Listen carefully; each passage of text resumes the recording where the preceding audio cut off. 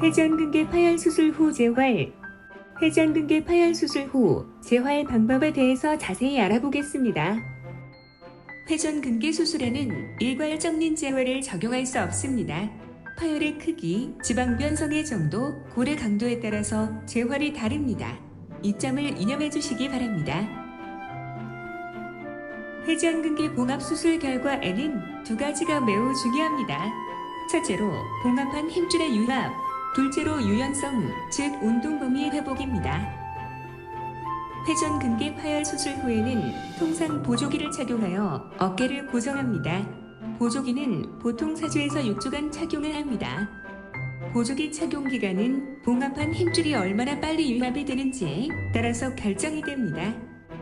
파열의 크기, 지방 변성의 정도, 고래 강도에 따라서 보조기 착용 기간을 달리해야 합니다.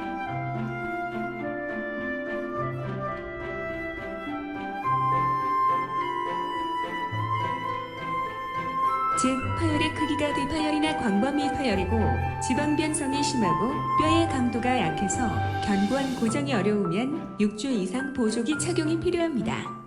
파열의 크기가 작고 지방 변성이 없으며 뼈의 강도가 좋으면 4주 이하로 보조기를 착용해도 충분합니다. 수술 후 가장 중요한 것은 봉합한 힘줄의 유합입니다. 재활이 늦어져서 어깨에 강직이 발생하더라도 강직은 보통 6개월에서 1년 정도면 풀립니다. 즉, 시간이 걸리더라도 수술 후 발생한 강직은 거의 호전이 됩니다. 하지만 너무 이른 재활은 재파열을 초래할 수 있습니다. 재활 계획을 세우는데 있어서 파열의 크기를 아는 것이 매우 중요합니다. 일반적으로 소파열이나 중파열은 지방 변성이 없으며 비교적 뼈의 강도가 좋습니다. 대파열이나 광범위 파열에서는 지방 변성이 있으며 뼈의 강도가 좋지 않은 경우가 많습니다. 관절 내시경 사진을 보면 파열의 크기를 알 수 있습니다. 부분 파열의 봉합 전후 관절 내시경 사진입니다. 다음은 소파열의 봉합 전후 관절 내시경 사진입니다.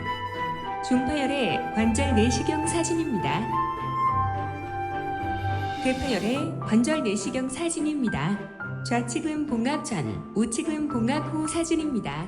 또 다른 대파열의 관절경 사진입니다.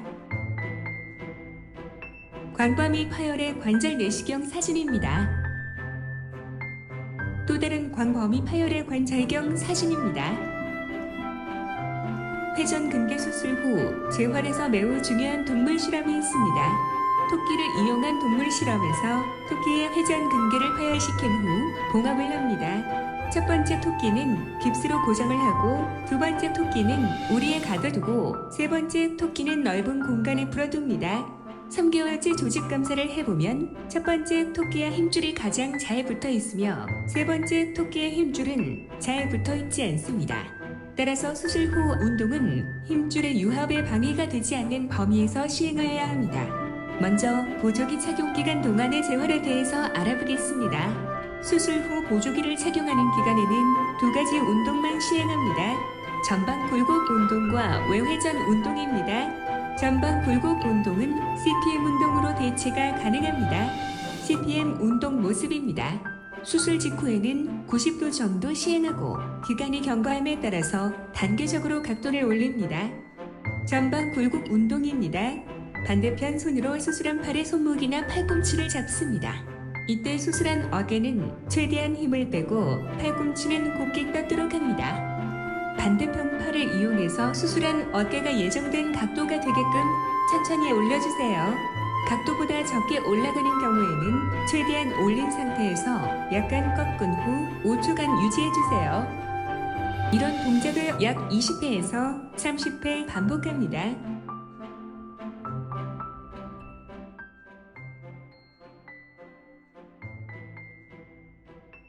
이 팔을 이렇게 빼거든요. 빼서 반대손 수술 안 한 쪽으로 해서 손목을 잡으세요. 주의할 점은 팔꿈치를 일자로 뻗어야 돼요.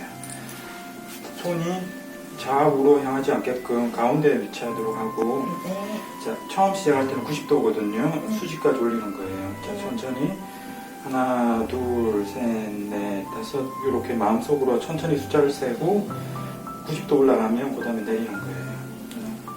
다시 한번 해볼게요. 여기까지 90도. 하나, 둘, 셋, 넷, 다섯, 여섯, 일곱, 여덟.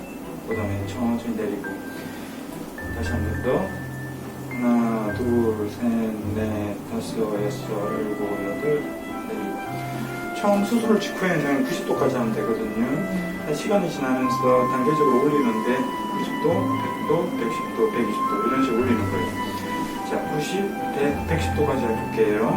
자, 쫙 뻗어가지고 일자로 만들고 하나, 둘, 셋, 넷, 다섯, 여섯 천천히 내리고 자, 혼자서 해볼게요.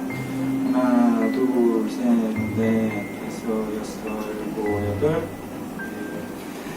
병원에 있는 동안은 CPM이라고 기계 운동을 하면 되는데 집에 가면 CPM 운동을 못하기 때문에 이렇게 혼자서 해주시면 돼요. 횟수는 20번에서 30번 하는데 그거를 아침, 저녁으로 반복하면 되고 만약에 집에 계시면 점심 때도 해도 돼요.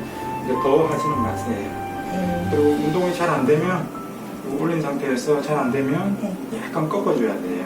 잘 안 올라가면 지금은 부드럽게 잘 올라가거든요. 그럼 굳이 꺾을 필요는 없고요. 봉을 이용한 외회전 운동입니다. 이 운동은 바닥에 눕거나 서서도 시행할 수 있습니다.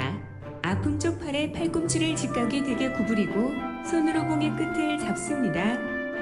반대쪽 손으로 반대편 끝부분을 잡는데 손바닥을 아래쪽이 되도록 잡는 것이 좋습니다. 반대편 손을 이용하여 너무 많은 통증이 느껴지지 않을 정도에서 최대한 밀어줍니다. 최대한 돌린 상태에서 5초간 유지하세요. 같은 동작을 20회에서 30회 반복합니다.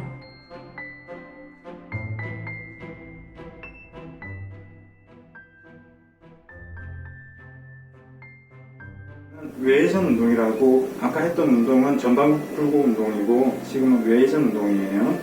외회전 운동할 때는 이렇게 T자로 생긴 막대기가 필요하거든요. 이런 막대기로 구해서 보통 정상연치판이 같은 걸로 하면 돼요. 이거를 이렇게 잡고 손다리를 옆으로 잡고 요거는 손바닥이 아래로 잡는 게 좋아요. 그리고 팔꿈치를 옆구리에 딱 밀착시킨 상태에서 아니면 보조개에 밀착시킨 상태에서 지그시 밀어보세요. 하나, 둘, 셋, 넷, 다섯 원래대로 보세요. 하나, 둘, 셋, 넷, 다섯 원래대로. 자, 지금 잘 되는데 만약에 잘 안 되면 끝에 가서 조금 밀어줘야 돼요. 이렇게 쭉 밀어줘야 돼요.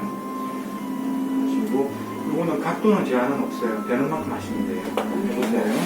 하나, 둘, 셋, 넷, 다섯 원래대로. 그런데 어떤 분들은 하다가 이렇게 해버리거든요. 자, 이러면 아래쪽이 늘어나요. 그게 아니라 앞을 늘려야 돼요. 앞을 회전시켜서 늘려야 돼요. 자, 이런 식으로 하나, 둘, 셋, 넷, 다섯 원래대로. 자, 이렇게 하는 게 아니에요. 그거 주의하시고 하나, 둘, 셋, 넷, 다섯 원래대로. 자, 횟수는 똑같아요. 20번에서 30번 하는데 그걸 아침, 저녁으로 반복하고 집에 계시면 점심 때 반복하셔도 돼요. 통상 4주에서 6주의 보조기를 제거한 후에는 스트레칭 운동을 보다 적극적으로 시행합니다. 전방 굴곡 운동 및 외회전 운동에다 등뒤 내회전 운동, 교차내전 운동을 추가하여 시행합니다. 등뒤 내회전 운동법입니다. 똑바로 서서 아픈 쪽 어깨의 손이 등 뒤로 가도록 하여 허리 아래쪽에 위치하도록 합니다. 반대편 손으로 등 뒤에서 수건이나 봉을 잡습니다. 부드럽게 수건을 잡아당깁니다. 뒤쪽에 위치한 수술한 쪽의 손이 최대한 위쪽으로 가도록 잡아당깁니다. 이때 어깨가 당겨지는 것을 느낄 수 있습니다. 같은 동작을 20회에서 30회 정도 반복합니다. 교차 내전 운동법입니다. 수술한 팔을 수평으로 듭니다. 반대편 손을 이용하여 부드럽게 아픈 팔을 정상 어깨 쪽으로 당겨주세요. 끝 동작에서 10초간 유지하세요.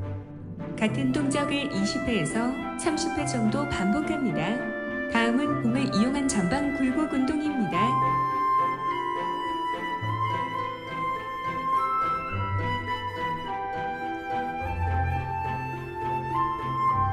봉을 이용한 외전 운동법입니다.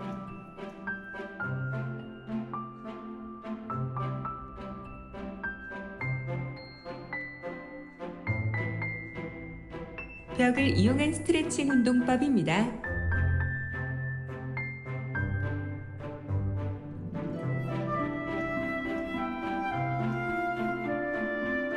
내회전, 일명 슬림퍼 운동법입니다.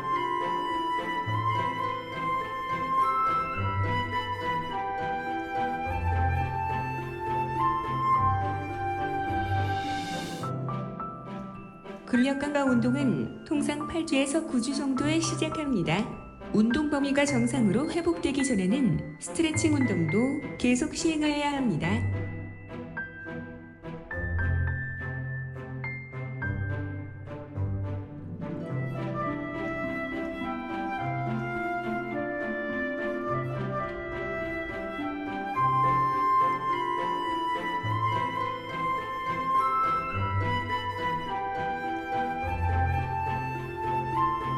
이상으로 회전근개 파열, 수술 후 재활에 대해서 알아보았습니다.